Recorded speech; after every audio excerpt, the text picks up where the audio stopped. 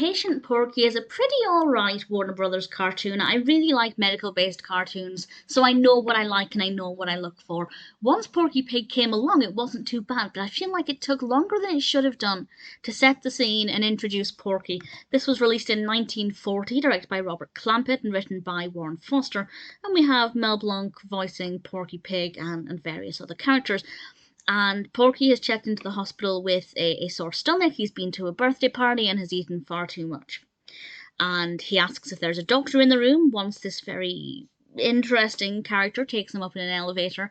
And this cat, I believe it's a cat, is a patient in the hospital but takes the opportunity to pretend to be the doctor and pretends to treat Porky, and the patient is very excited about this because it really wants a patient of its own, and he's very eager to treat Porky and operate on him, and of course we the viewer know that he isn't an actual doctor. Porky Pig has absolutely no idea what's going on. It's good fun, it's interesting enough, there are some good visual gags, the characters are quite interesting. Porky looked very sick, bless him. His eyes looked sullen. He definitely looked like he needed a hug and a good lie down. And Porky Pig is my favourite Warner Brothers character.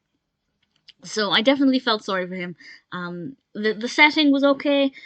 There were enough kind of medical images here and there that I enjoyed that aspect of it. But as I said, I felt like it took a little bit too long to get to the point.